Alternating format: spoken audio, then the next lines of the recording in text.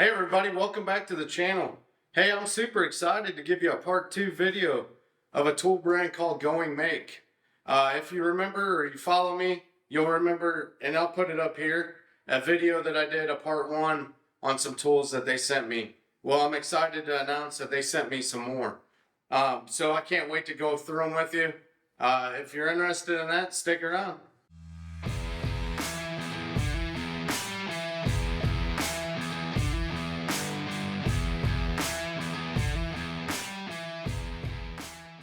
All right, before we move on to the new tools that Goingmake sent me, they asked me if I would review briefly the previous tools that they sent. I told them absolutely no problem. However, you can check that out on this video for a more detailed, in-depth look at those, but I'll go over them real quick. T-Square, I'm super happy about these. Goingmake did send me out the remainder of the set. We're going to go over that in this video. I'm really excited to show you the unboxing of this and the assembly and the complete set. These are definitely going on my wall. Moving on to this drilling jig for shelf pins. Super heavyweight jig compared to the blue tools. Accuracy, precision, heavyweight, comes in a case. Fantastic set. Bench dog clamps. Strangely, probably not the coolest tool, but it's definitely the one that I grabbed the most. I honestly don't know how I did anything on this workbench without these. These are fantastic. If you have a bench dog top, I strongly recommend these. These are very nice. Multi-angle ruler. Fantastic little tool. I keep it in the top drawer of my workbench. I grab it constantly, making marks, laying out dominoes. I've used it for some angle work. Pretty cool little tool. And then the sharpening guide. I did this intentionally. I bought a very inexpensive set of Stanley chisels to sharpen with this sharpening guide. This is the only set of chisels that I own. I have a 3/4, a 1 inch, 1/4. But I bought them, sharpened them with this sharpening guide. Can't believe how easy and how sharp it got this tool. I'm super excited about it. So, and with every tool, you'll get a really detailed set of instructions. Maybe not so much with the T-squares, more than just assembly, but these instruction manuals for being a international tool company, they're very detailed. The English or the translation is very good. I haven't had any problems with setup, usage, anything. Very good written manuals. So that's a review of those. Again, like I said, check out my previous video. We go in depth on every one of those. So please feel free to check that out. And let's move on to the new tools. Real excited about it, so stick around. All right, so let's get into the T-squares. Like I said, Goingmake originally sent me the 12-inch. Since then, they have sent me the 20, the 24, and I believe this is the 30 or maybe the 32. But I left this in the box to show you. Shipping, from China, or these things probably go from port to port. I think it's very important that the packaging be of high quality as well as a tool to protect it. So this is a very nice sturdy box. It has 3 attachment points or tabs. We'll open it up here and I'll show you. There is a set of instructions. It is packaged in foam, very neatly, very secure. Here is the ruler. Here's the T portion. Every tool comes with the screws. I have noticed that in every one of them they seem to send extra screws, and there is an Allen key to make the connection with. All right, let's go through a little assembly. You can see we have the T-square portion here, and then we have the rule. And on the rule, trying to show you here, there is let's see if I can get that. There's 6 holes, right? These are not threaded, they're just through holes. In the T-square, or this portion, there's 6 corresponding holes. Those are threaded, and there's 2 indentations that these are for reference. And what their instructions are is that you place that onto the T-square portion, and they give you a little bag. I'll show you here. They give you a little bag, and in this case it has 6 screws. I did save the extra ones that they gave me in the others, so I have them. In the instructions, it tells you to line up the screws, get them all started, but to tighten the ones closest to the rule or to the edge first. I want to get them all started. I think that's just a good general rule, so we don't have alignment issues once we start tightening things. But I think the intent is that when you start to snug them up, that you start here and work your way back. I do like to follow, I don't know, I guess you'd say good kind of machinist practice. What I've always been told is kind of jump around. So I'll start with these 2, and then I'll go over to one of the corners and then kind of jump around, so I'm not cranking down on one at a time, and we'll just steadily work to get those installed. I understand this isn't rocket science, but I think it's important to note, because you are referencing off these 2 pins, and the reference, here to here and here to here is very important for your square. All right, and it looks like we got it. And I think the important thing is, and let me see if I can kind of highlight that, but there's a seam there that you want that to reference and be flush, and same way with the underside. All right, so there we go.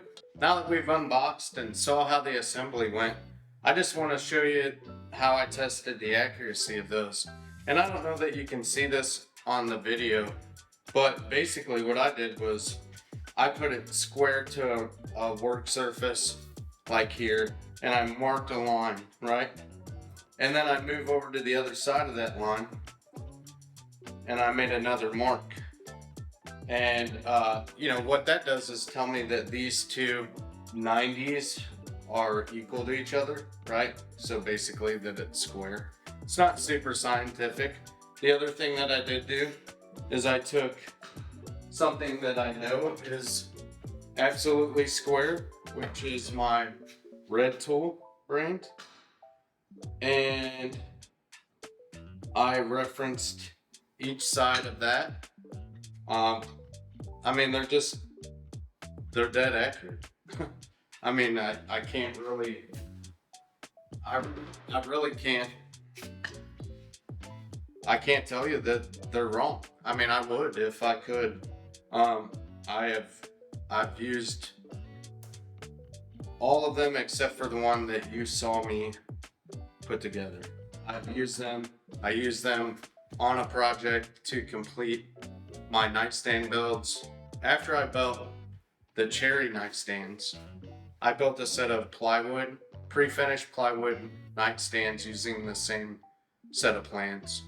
And I used these tools that Goingmake sent to me to make those. So, with the exception again of the 32-inch, did not use that. But these other ones I have used in practical application, and I'm 100% sold on the fact that they're accurate. So Goingmake, I thought this was a complete set. So it looks like I'm short a few, which I am going to purchase. And unless they're gracious enough to send them to me. But I have the 12, there's a 16-inch, I have a 20, I have a 24, There's a 30 and I have a 32. So I'm missing 2 out of the set. Those would be very handy in between measurements to have. So if they don't send them to me, which I hope they do, but if not, I'm gonna purchase them myself. All right, I'm gonna zoom you in here quite a ways. I want you guys to really get an idea of what this consists of.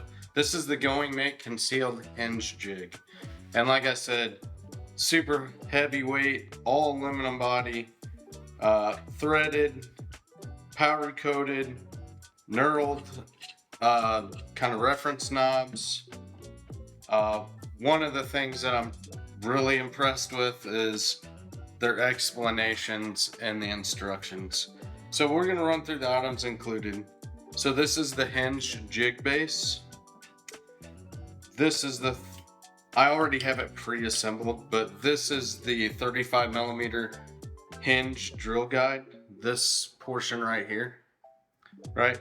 This is the 35 millimeter concealed hinge drill bit with the stop collar and a bushing.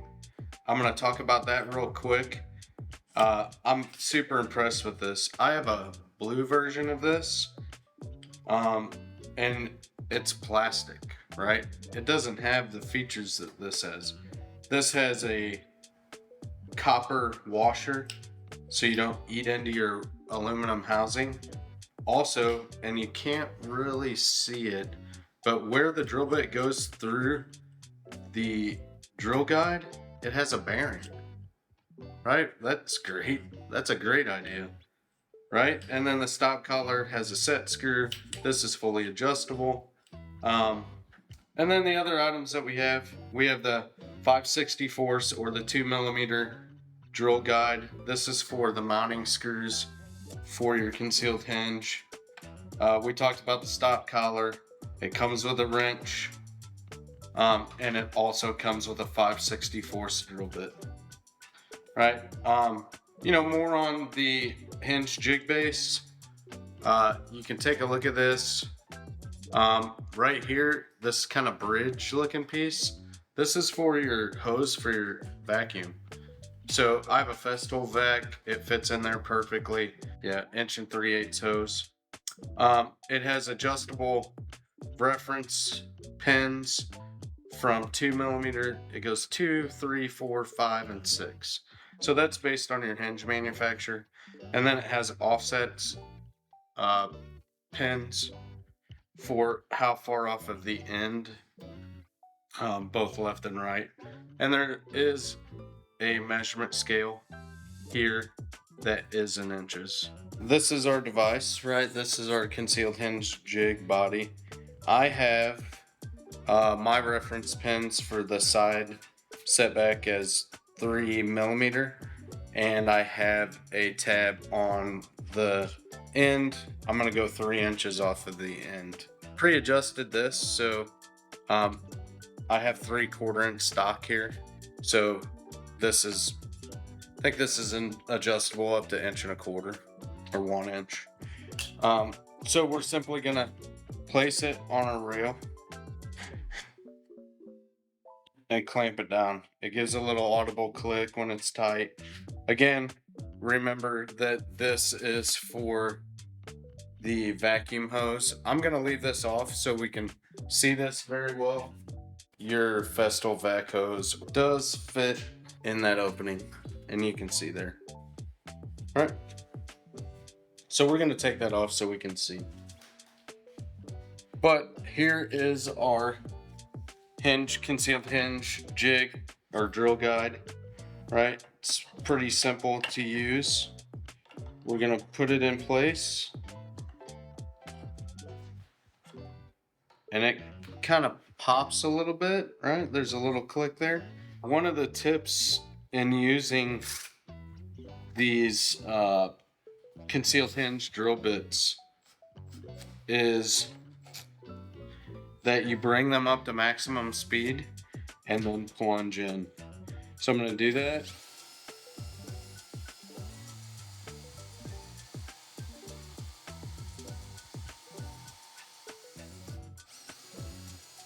You can see that we were able to come up to speed and plunge into the material and continue going down until we hit the stop collar. So we can take that out. We're done with that, and you'll see here in a minute that you can kind of see it through here, but we have a nice clean hole for that concealed hinge. We're gonna place the 5/64 drill guide over here, and we're gonna put it into place. And we are using the 45 millimeter spread on those those mounting screws. The jig itself has spots for 42, 48, 52, and like I said, 45. So we're just gonna a little mark there, a little there. You don't have to go very deep, right? I'm gonna remove the hinge jig so you guys can see what we got here. But you can see we have the recessed or concealed hinge hole for the body of the recessed hinge. And then we have the hole locations. The condition of the hole is good, nice clean cut, right? And then we have the reference holes for the mounting screws. So you can see we're nice and flush. We're 3 millimeters away from the edge, and our holes line up for the mounting screws. So we're just gonna put those in real quick so we can verify that everything works well. And like I said, this thing's pretty easy to use. Just like anything else, the setup, takes more than the action. But once you get it set up, and especially if you're doing cabinets and doors, you know that like it's just a repeatable process, right? So yeah, super nice, love it. Sets nice and flush, drill bit cut great. Fantastic jig. All right, I just want to summarize that real quick. Again, Goingmake packaging is superb. Everything's taken care of. Make sure that nothing gets damaged in shipment. I think maybe you could keep this box. I think that's what I'm gonna do, is I'm gonna cut the lid off of this box, and I'm going to place the jig in the box for storage in my tool cabinets. I think it works great for storage. As you can see, the tool works amazing. Again, really high quality tool. Really impressed with the direction that they're going with these tools. Another great owner's manual. Can't say enough about it. Just really impressed with the quality, the weight of it, and again, the amount of tool that you're getting for the cost is unbelievable. Next item we have is the Goingmake thin Rip Jig. So this is set up to accommodate both a 3/4 inch and 3/8 inch T-slot. My saw is a Harvey table saw, so I have a 3/4, but there is an adapter in here for 3/8 and the mounting hardware and some wrenches in order to make that work. A couple key features. It's got T-nuts, right, which are great for tighten this down inside your table saw T-slots. There's a brass knurled knob, stop the slide roll at the width that you're wanting. One of the cool features is this bearing, and this bearing is directional, so it will only go one direction. So, which is super cool, and you'll see here in a minute. I'm going to demonstrate this.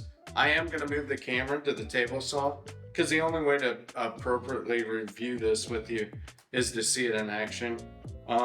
There is a scale here on the tool that is in inches and in millimeters. So it goes up to 140 millimeters and 5 1/2 inches.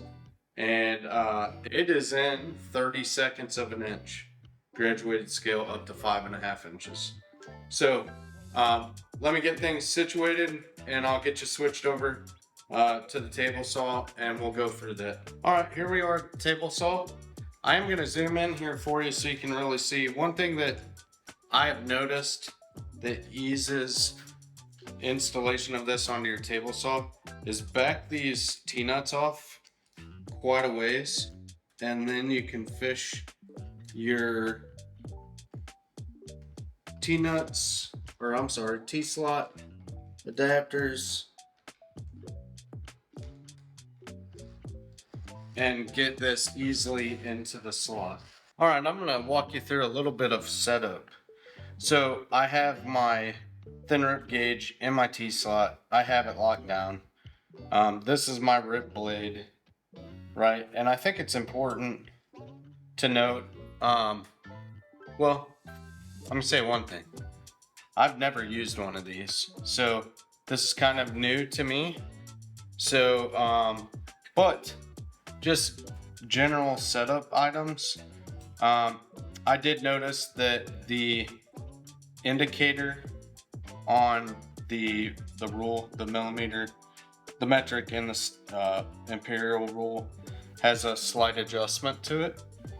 So what I did was I loosened those. I loosened the brass retainer, and I moved my table saw blade, and I moved the bearing over to just make contact with the tooth of the blade. I locked this down, and I was able to move my indicator. Mine is showing 2.5 inches, right? So I think that's important for initial setup. Obviously, this is not the location that I want for my thin rip gauge, but I'm trying to get a reference of where the blade is in relationship to, to the T-slot and to this jig. So I'm gonna loosen these. I'm gonna back this up just in front of the blade, right? I say just in front. I'm probably, a couple inches off, maybe 3 inches off. All right, I'm gonna tighten this back down. I think I'm gonna make 1/2-inch strips for the purpose of this demonstration. I have a piece of cherry. This cherry has quite a bit of knot holes in it, so this material is probably just gonna end up in my wood burner. So, so now the next steps are, just move your fence just to make contact with the bearing. You don't want to put a bunch of tension against the fence, but we want to lock that fence down and come in contact, so we're engaging that bearing.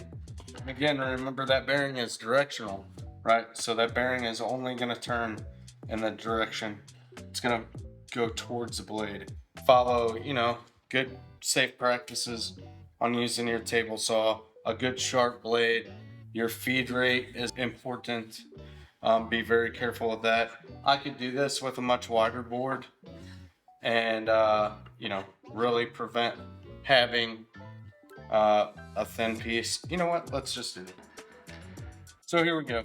We got a much wider board, right? That'll keep our hand away from the blade, right? We'll use a push stick to get that through.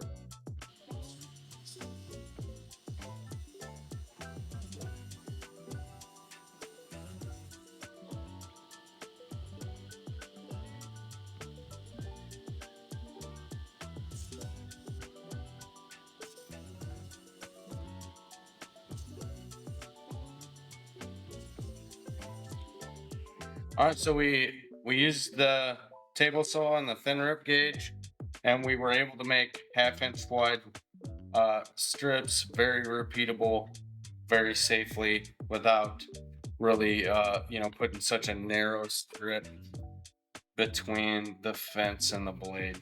All right, quick overview and practical application of the thin rip gauge. Very high quality tool, just like the rest of them.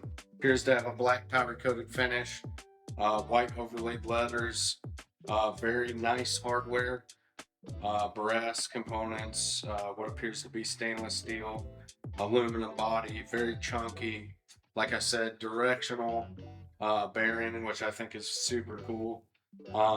Very nice feel to it. Good packaging. Made it here safe. No pieces missing. I think it's quality tool. Uh, Practical application. Uh, we were able to repeatably and accurately make 1/2 inch strips out of 3/4 inch cherry on the table saw. Um, Not something that I thought that I would need, but to be honest with you, over Christmas break, we made cutting boards. We used 2 inch wide strips, so I wouldn't really call them thin. However, we could have. I probably didn't because I didn't have something like this. Um, so, if I were to make more intricate ones, I know there's guys out there, people out there that make like kind of the 3D shape uh, ingrain cutting boards. This would be probably a game changer. They've probably made a thin rip gauge, um, but for the price point on this, I would consider getting one. So I can see its practical application, and I definitely recommend it.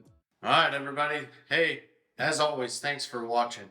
It really means a lot to me. I do want to point out in summary, like these tools are absolutely fantastic. I'm you know, I would give you an honest review. I've had cheap tools in the past. It's kind of one of those things you start out with what you can afford. But I think one of the really cool things about this is that they are actually putting out tools that are very high quality and very affordable.